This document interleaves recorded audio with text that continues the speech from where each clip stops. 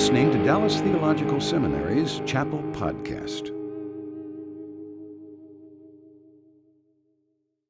Our chapel speaker today is Dr. Charles Swindoll. He served as the fourth president of Dallas Seminary from 1994 to 2001.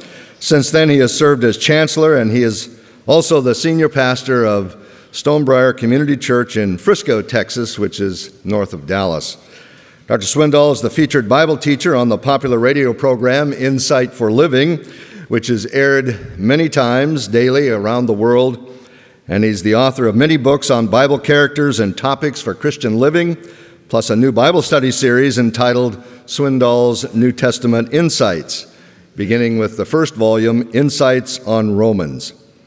His warmth, his insight, humor, personal transparency have made him a well-loved pastor-teacher for nearly 50 years of ministry.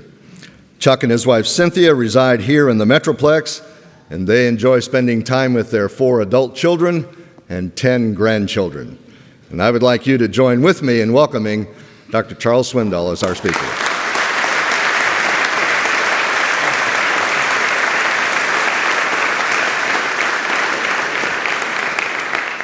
Good morning. A special welcome to you who are guests at the seminary today. You've made a good choice. This is a wonderful place to visit and a wonderful time to visit. Don't come in July. Don't come in August. Come in November. Since I was a little boy, I've had a special place in my heart for what is now and has long been my favorite holiday of the year. 13 short days from now, we will celebrate that single holiday that bears actually a title taken from the Scriptures, because it is all about that name, Thanksgiving.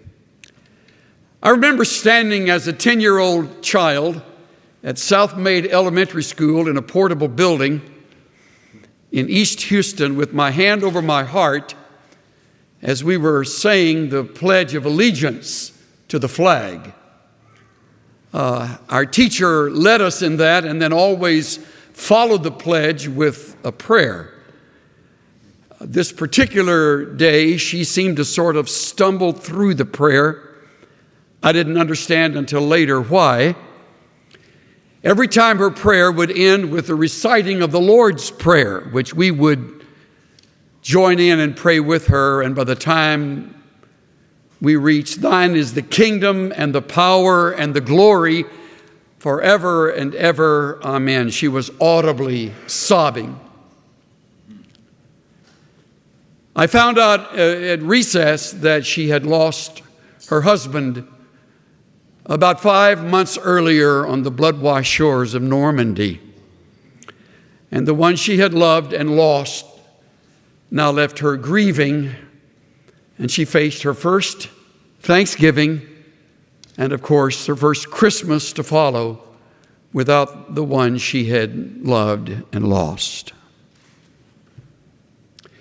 All of a sudden, my world was reduced to her grief, and I found myself walking home slowly that afternoon along streets filled with little modest pre-war houses. And in the living room windows of many of those homes were bright red stars that over the course of months that would pass would change to white crosses. As another beloved son or brother or grandson would have fallen in his last full measure of devotion to his country. I walked slowly that day, and I think during that time I began to cultivate a special place in my heart for this particular holiday. It would follow, of course, that next day. And thankfully, I was reared in a home where the name of God was mentioned often, where we had prayer at every meal and Christ was worshiped and the work of the church was admired. I am eternally grateful for that heritage, which I have come to realize in my years in ministry is not the heritage of many, dare I say most, certainly most of this generation. I had no idea on that day that some 14 years later I would celebrate Thanksgiving isolated and lonely, wearing the uniform of the United States Marine Corps on a South Pacific island. Little did I know at that time when that happened that God's hand was all over those months of loneliness, away from my wife and away from my family.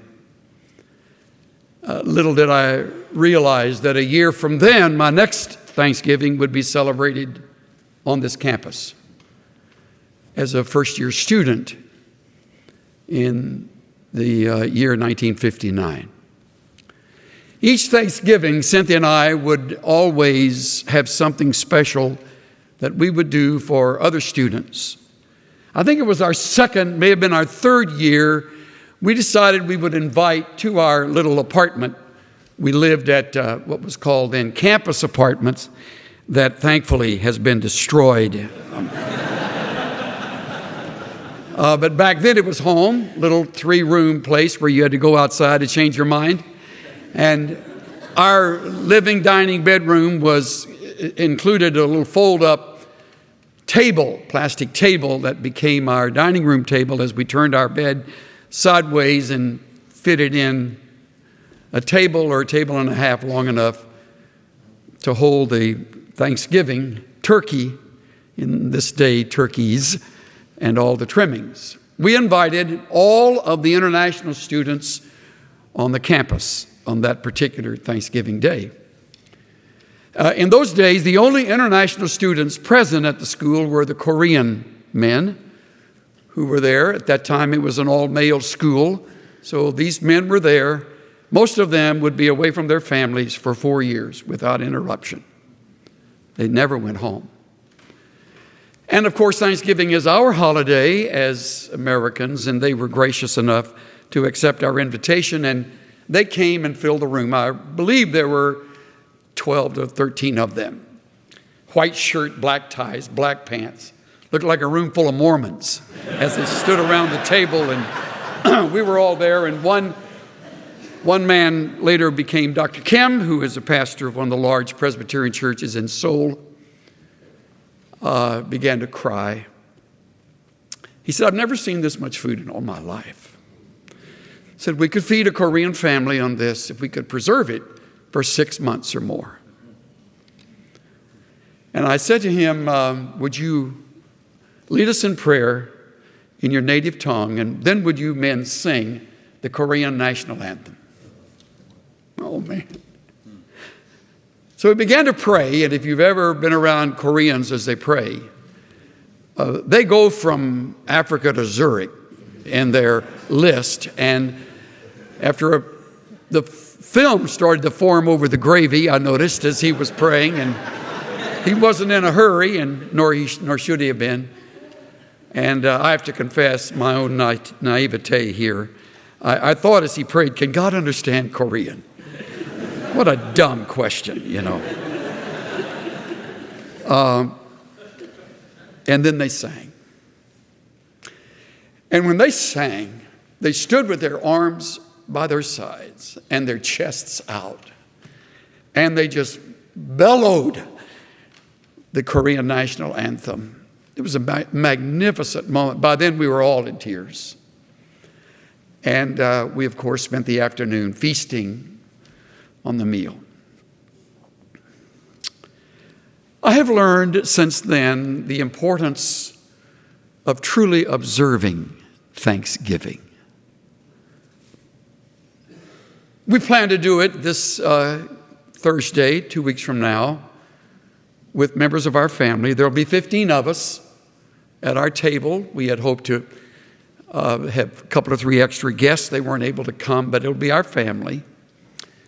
And we make special arrangements. We do a special meal, and we all sort of pitch in, and then we spend time around the table expressing what we're grateful for.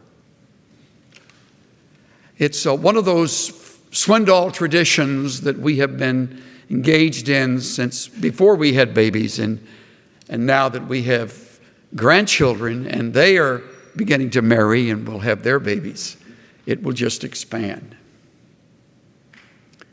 God has given us a psalm of thanksgiving, which we often read as a family when we are observing this day. And today it becomes for us our focus. Bless the Lord, O my soul, and all that is within me. Bless his holy name. Bless the Lord, O my soul, and forget none of his benefits. What a grand word that opening verb is. It is repeated at the end of the psalm. In fact, the identical line that begins Psalm 103 ends Psalm 103. Barak. It means to bow the knee before one's sovereign. It is the whole idea of acknowledging the awesome presence of one's God.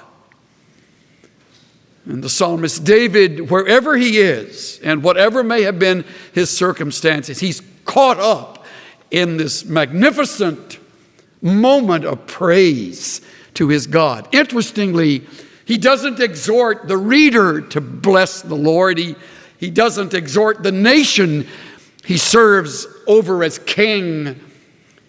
He exhorts himself. Oh, my soul, bless the Lord. He speaks to himself.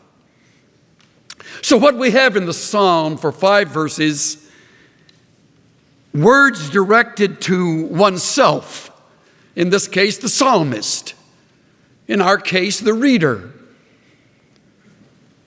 And he enumerates a number of things that he is grateful for. And then he turns to the nation at verse 6, and he blesses the Lord as nation, and he gives God praise for his goodness, loving kindness, compassion, mercy, and protection.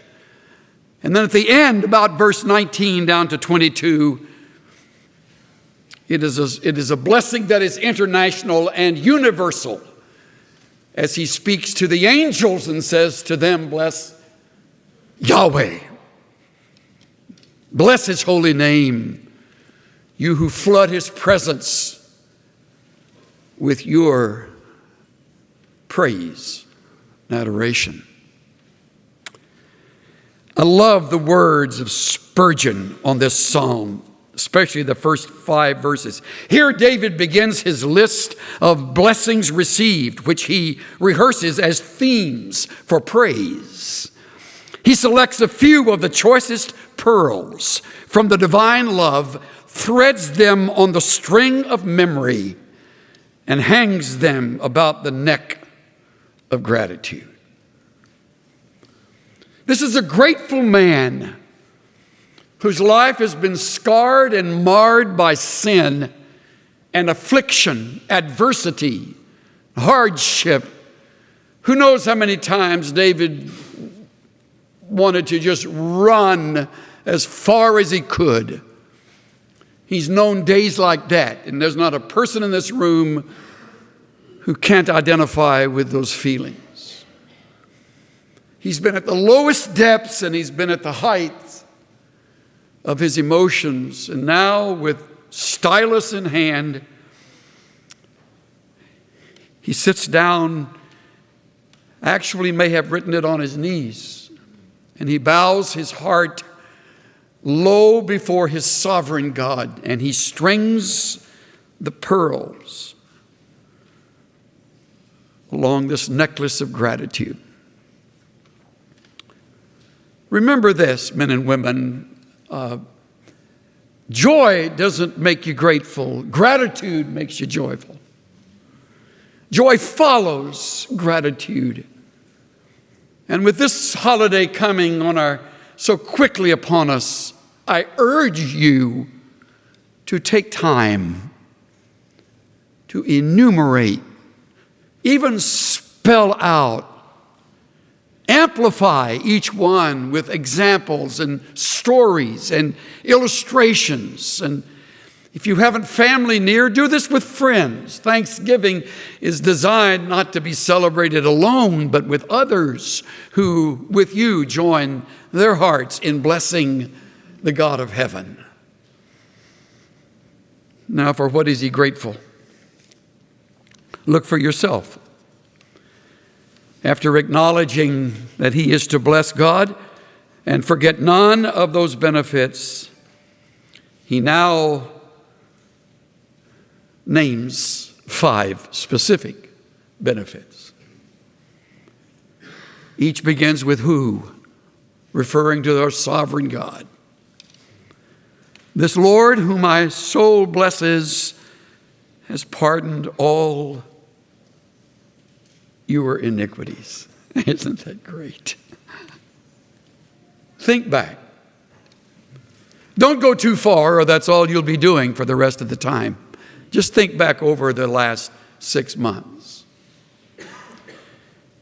It's a harsh journey, but go back to those sins that you've been forgiven of. He's forgiven you every one of them. Every one. He pardons all your iniquities. He likes the word all in this psalm. It's used frequently. How kind of our God to pardon our iniquities. Look down at verse 10. He has not dealt with us according to our sins. He has not rewarded us according to our iniquities, as high as the heavens are above the earth. So great is his chesed, loving kindness toward those who fear him. He'll come back to that word in a few moments when we get, he's already mentioned it actually earlier in the psalm.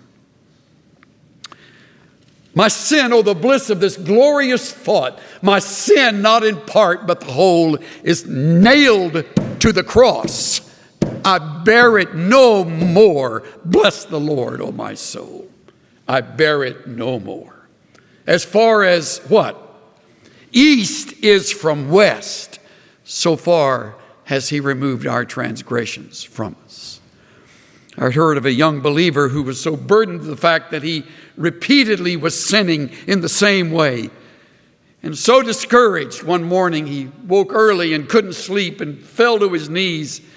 And he said, "Oh Lord, here I am again with the same sin to bring before you." And he heard the Lord's voice. What sin? He forgives us all our iniquities, and he doesn't measure them against us in the months to come. He doesn't haunt you with them in your studies at the school. He doesn't dog your steps with your iniquities. If he did, we would all quit. But thank God he forgives us, he pardons us all our iniquities. The second troubles us. He is the same sovereign who heals all our diseases. Wait. I would love to just race right on through that, but realism won't let me. Too many diseases I know right now haven't been healed. I buried a dear brother a few weeks ago who wasn't healed of a disease. It took him. So obviously we can't read this literally, because we know there are diseases that aren't healed. And be certain in your ministry in years to come, you don't promise healing to every sick person you visit. Train your lips to restrain that. You'll even have some ask you if they have enough faith, will they be healed of this? Guard yourself there. You see, those of us who don't have a prosperity gospel message, those of us who aren't out there telling the public what they want to hear, have to deal with the disillusioned ones who come after following that nonsensical message, asking, what do they do now? It might be well to consider this as reference to adversities and setbacks, or perhaps the diseases that sometimes follow such: bitterness, revenge, those things that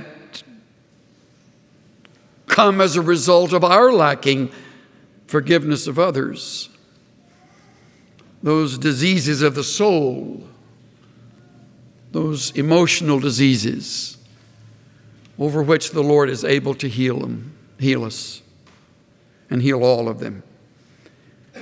Look at verse 6. The Lord performs righteous deeds and judgment for all who are oppressed. There it is.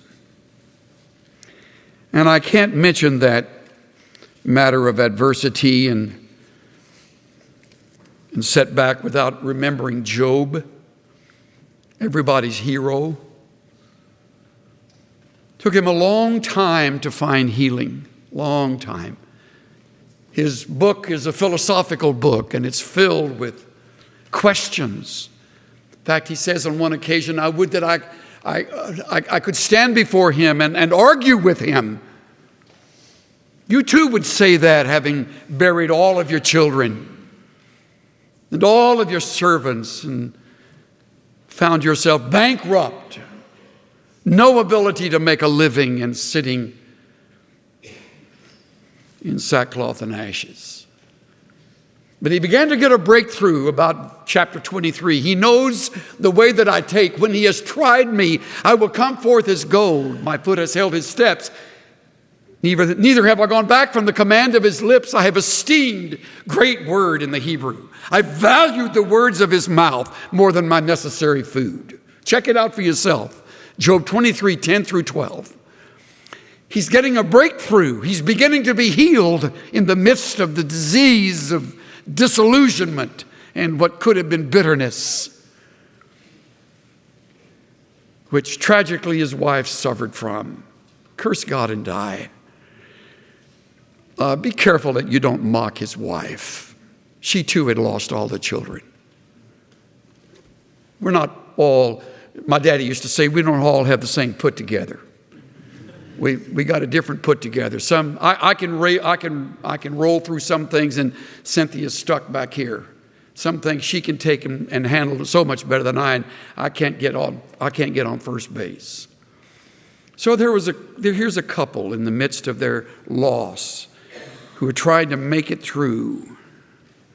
So when you come to Thanksgiving, take time to thank him for forgiven sins, that he's pardoned all of your iniquities. Take time this Thanksgiving to thank him for the adversities and setbacks he's healed you and begun to heal you of. Take time for that. He also redeems your life from the pit. I like that word, pit. I like it when the prophet prays that he would remember the pit from which he had been dug.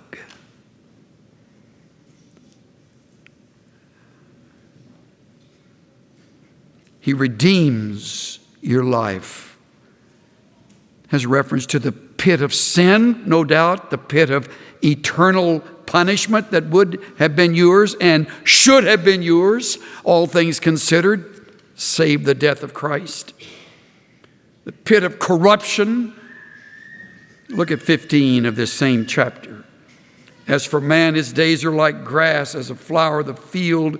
He flourishes when the wind has passed over it. It is no more, and its place acknowledges it no longer. But the loving kindness, there's that word again, of the Lord is from everlasting to everlasting. I waited patiently for the Lord, and he inclined unto me and heard my cry. He lifted me up from an horrible pit, from the miry clay, and established my going. Psalm 40, 1-3. Great verses to repeat at Thanksgiving time. When Thanksgiving comes, take time to recall a few of the pits of your past. Give Him thanks for redeeming your life from those pits. Isn't this a great psalm? Isn't this great writing? Don't you wish you could pull David over near you and whisper a number of things to him? Ask him some things about it. When Thanksgiving comes, remember His rewards. And look at this one. He crowns you with loving kindness. There's that word. Chesed. And compassion. Amazing. Rather than holding you on trial, He crowns you with grace, compassion. I like the way one writer put it. I'd also like it if I could find the quote. We deserve rejection, we get acceptance. We deserve wrath, we get mercy. We deserve hell, we get heaven. We deserve the adversary, we get an advocate. It's grace. This Thanksgiving, call to mind His grace. You stumble through the grace of God all the way through this psalm. It's His grace. It's His grace. This is their school of grace. It was founded on grace. I learned grace at Dallas Seminary. I learned law from the world around me. I learned grace at this school. I learned of the God of grace, the book full of grace. I learned to preach grace. Former minister of music and I used to sit together in the same bench in front of a church and before I'd get up to preach. I mean, invariably for 17 consecutive years, just before I'd get up, he'd lean over and say, "Preach grace." Isn't that great? I said to him one time, "I got it." He kept doing it. Preach grace. How quickly we forget it. Doesn't come naturally with us. There's no grace in this world. There's no grace in law. There's no grace in judgment. There's grace in our God. This Thanksgiving, thank Him for those loving kindnesses and His compassions that fail not, that are new every morning. Every morning.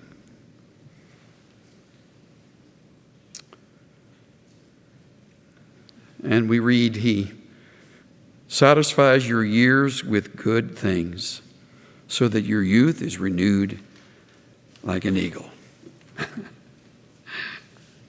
Isn't that great? You know, when I was at the school, I thought Dr. Pentecost was old then. And look at the great life being lived now. How marvelous. Chaplain Bill and I looked out the window and we saw Dr. P walking up with his walker. That's a new contraption there. I don't want to catch you doing wheelies around the school, Dr. Pentecost. And look at that. Stay at it. Stay at it. Look at Toussaint. Look quick.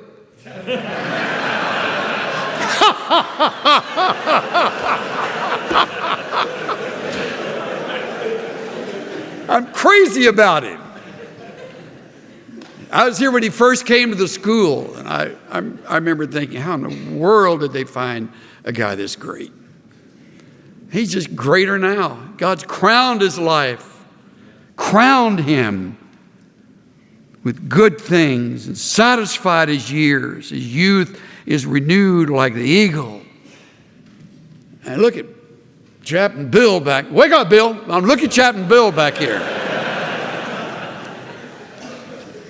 How great is that?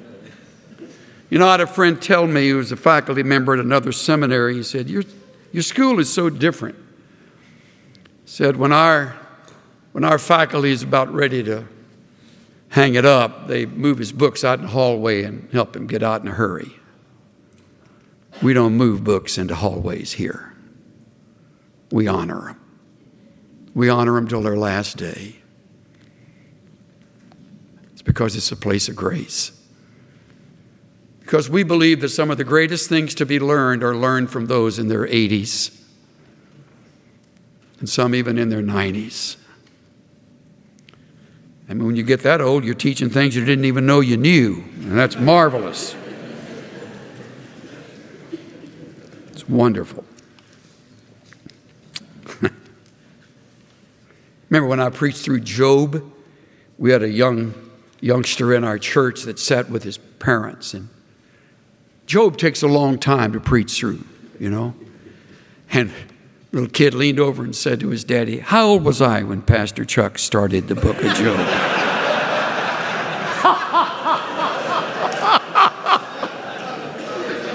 I think his daddy said, "You were much younger then, much younger." Your youth is renewed like an eagle. Ties in beautifully with the last of Isaiah 41. Isaiah 40. By him, therefore, let us offer the sacrifice of praise to God continually. That is the fruit of our lips, giving thanks to his name. Hebrews 13:15. Offer sacrifices of praise. That's why you have lips. That's why you have a memory. I remember having been invited to a wonderful gathering, and of all things, I was the featured speaker, whatever that means. And another lady was there to sing, Johnny Erickson, Tata. And I'll never forget when the spotlight moved from the head table over to Johnny. She was, of course, in her chair. And she had that smile that is the most winsome smile. And she said, "Now, when I get to some of these higher notes, you folks may have to help me because I don't have a diaphragm, or the muscles there don't work for me right." And she began, "When peace like a river attends my way, when sorrows like sea billows roll, whatever my lot has taught me to say, it's well with my soul." She has cancer now. She's past 60. Every time I think of it, I give God thanks for Johnny.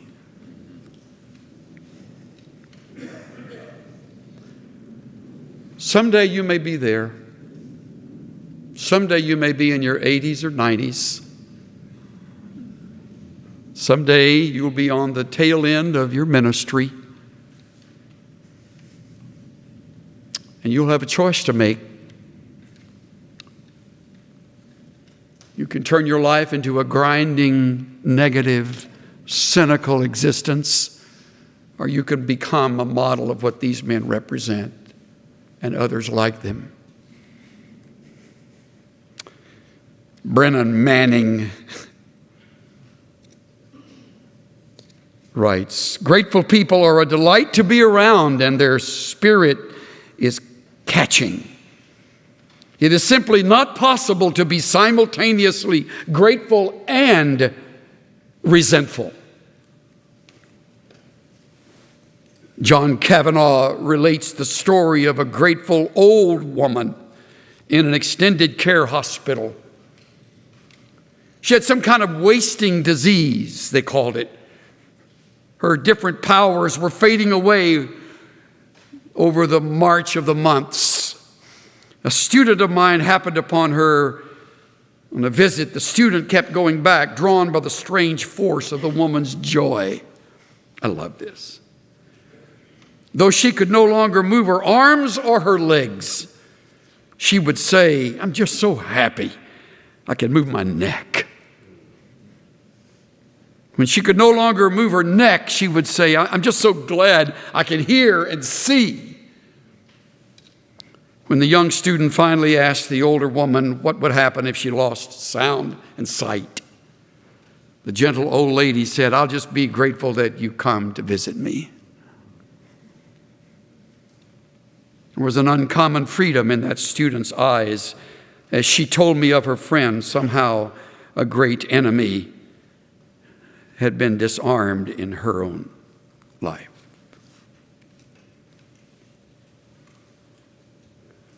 Every Thanksgiving, remember this talk. Every Thanksgiving. And whether you have much or little, make it a special day. Fix whatever meal you can afford to fix. Bring with you around the table those you can bring. And after feasting, whatever it may have been, push the plates back and tell your stories. Remember all of those iniquities from which he has pardoned you. Remember the afflictions and adversities through which he has taken you and healed you. Remember the pit from which he has redeemed you. Crowned you with loving kindness and compassion. And as you look around at those white hairs and older lives, give thanks for them as well.